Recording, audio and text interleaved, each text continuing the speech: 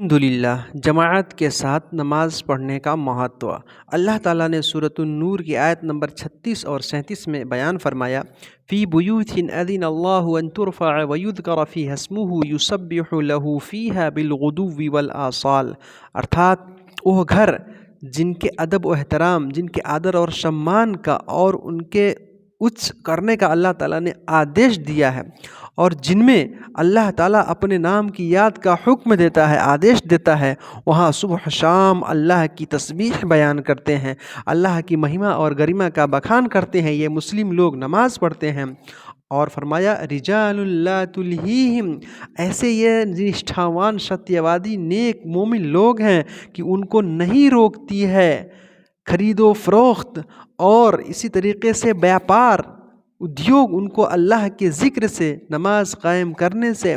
اور زکوٰۃ دینے سے نہیں روکتی ہے۔ کیونکہ وہ لوگ ڈرتے ہیں، یخافون یوما تتقلب فیہ القلوب والابصار، وہ اس دن سے ڈرتے ہیں جس دن آنکھیں اور دل، بہت سارے دل الٹ پلٹ ہو جائیں گے، ہیر پھیر ہو جائیں گے،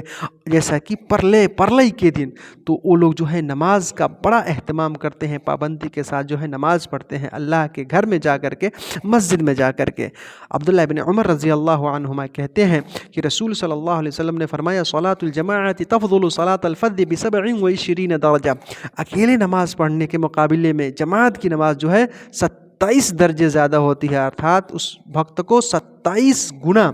زیادہ پنیہ پراپت ہوگا جو جماعت کے ساتھ نماز پڑھتا ہے۔ یہ صحیح بخاری اور صحیح مسلم کی حدیث ہے۔